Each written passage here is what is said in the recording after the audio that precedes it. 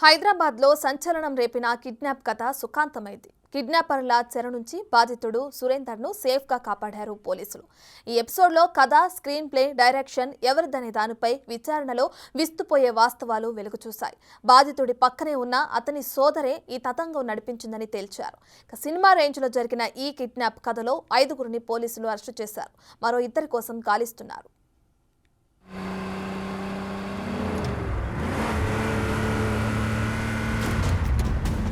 Cousin sister ఖతర్నాక్ sketch, కాబోయే మొగుడుతో కలిసి kidnap, నమ్మించి గొంతు కోయబోయిన జంట, డబ్బు కోసం ఇంతలా దిగజారుతారా? ఎవరైతే కిడ్నాప్ అయ్యారో అతనికి సంబంధించినటువంటి కజిన్ సిస్టర్, ఈమెకి వెంకటకృష్ణ అనేటటువంటి అతనితో కూడా పరిచయం ఉంది. వీరిద్దరూ కలిసి సురేష్ అనేటటువంటి అతని సహకారంతో ఈ కిడ్నాప్ని ప్లాన్ చేయడం జరిగింది. 2 రోజుల క్రితం కాజాగూడ చెరువు దగ్గర జరిగిన కిడ్నాప్ హైదరాబాద్లో సంచలనం సృష్టించింది. సురేంద్ర అనే వ్యక్తి తన కజిన్ నిఖితతో ఉన్న సమయంలో గుర్తు తెలియని వ్యక్తులు కిడ్నాప్ చేశారు. కిడ్నాప్ని కళ్లారా చూసిన స్థానికులు పోలీసులకి సమాచారం ఇచ్చారు. ఇంతలోనే బాధితుడి ఇంటికి అన్నోన్ నెంబర్ నుంచి ఒక కాల్ వచ్చింది. సురేందర్ని కిడ్నాప్ చేశాం, 2 కోట్లు ఇస్తే వదిలేసి మనిషిని పంపిస్తాం, లేకపోతే డెడ్ బాడీని పంపిస్తాం. ఇది ఆ కాల్ సారాంశం. దీంతో కంగారు పడిన సురేందర్ కుటుంబ సభ్యులు పోలీసులకి ఫిర్యాదు చేశారు. రంగంలోకి దిగిన పోలీసులు కిడ్నాప్ జరిగిన దగ్గర సీసీ ఫుటేజ్లు పరిశీలించారు. తర్వాత బాధితుడి కాల్ డేటా, వాట్సాప్ చాట్ కూడా పరిశీలించారు. వీటి ఆధారంగా దర్యాప్తు మొదలుపెట్టారు. సీన్ కట్ చేస్తే కర్నూలు ఆత్మకూరు సమీపంలో ఓ చెక్పోస్ట్ దగ్గర ఫారెస్ట్ సిబ్బంది అనుమానాస్పదంగా ఉన్న ఓ కారుని గుర్తించారు. కారులో మాస్కులతో ఉన్న వారిని చూసిన ఫారెస్ట్ సిబ్బంది వారితో మాట్లాడే ప్రయత్నం చేశారు. అయితే కిడ్నాపర్లు కారుని మళ్లించి తప్పించుకునేందుకు ప్రయత్నించారు. ఫారెస్ట్ సిబ్బంది కూడా వారిని చేస్ చేశారు. దీంతో పాటు కారు నెంబర్ బట్టి హైదరాబాద్ పోలీసులకి సమాచారం ఇచ్చారు.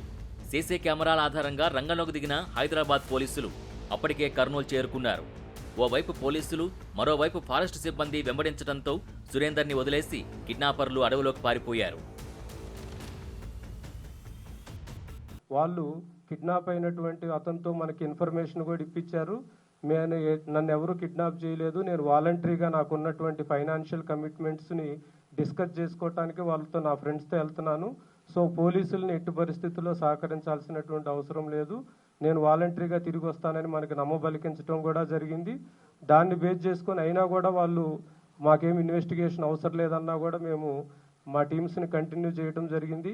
సో వీళ్ళు ఆమన్గల్ కడతాల్ రూట్లో వెళ్తున్నట్లు మనకి ఇన్ఫర్మేషన్ వచ్చింది. మధ్యలో వెహికల్ బ్రేక్ డౌన్ అయినప్పుడు కూడా ఎవరైతే కిడ్నాప్ అయినప్పుడు అక్కడ ఉందో ఆమె నిఖిత ఒక వెహికల్ని కూడా వాళ్ళకి ప్రొవైడ్ చేయడం జరిగింది. చివరికి ఈ కిడ్నాప్ అయినటువంటి గ్యాంగ్ మొత్తం కూడా ఆ కడతాల్ ఏరియాలో ఒక ఫారెస్ట్ చెక్ పోస్ట్ దగ్గర వీళ్ళని ప్రశ్నించడం జరిగింది. ఆ టైంలో ఈ పర్సన్ని వాళ్ళు వదిలేసి అక్కడ దరిదాపుల్లో ఉన్నటువంటి ఫారెస్ట్లోకి పారిపోవడం జరిగింది.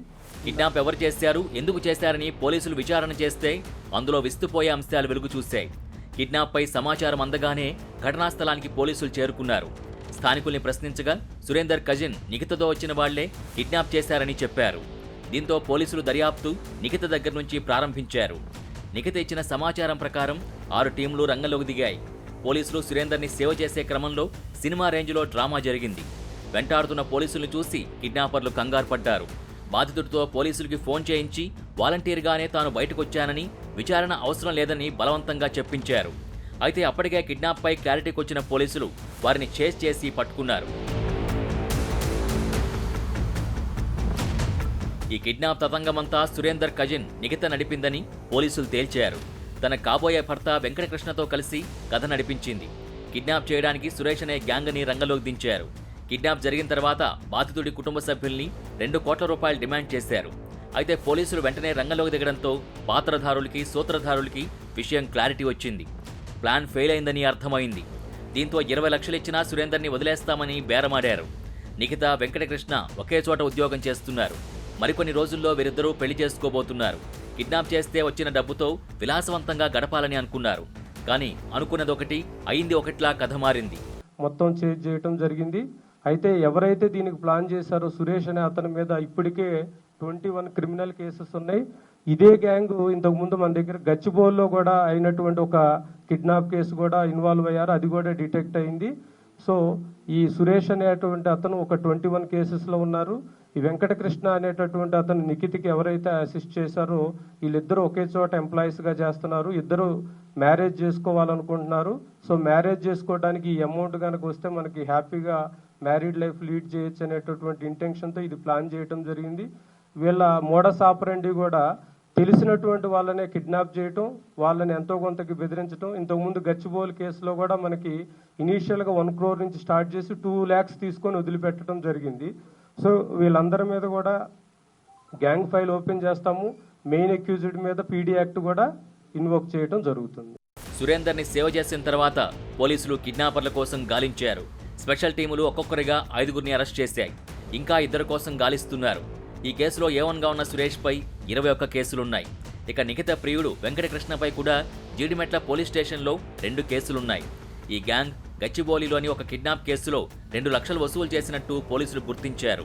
తెలిసిన వాళ్ళని బెదిరించడం, డబ్బు గుంజుకోవడం ఇదే వారి పనిగా మారిందని పోలీసులు తెలిపారు. నిందితులపై గ్యాంగ్ ఫైల్ ఓపెన్ చేస్తామని చెప్పారు. ప్రధాన నిందితులపై పీడీ యాక్ట్ పెడతామన్నారు. ఈ కేసులో నిఖిత ఇలా చేసిందని గుర్తించిన సురేందర్ కుటుంబ సభ్యులు షాక్ అయ్యారు. ఎవరిని నమ్మాలో ఎవరిని నమ్మకూడదో తెలియని అయోమయంలో పడ్డారు.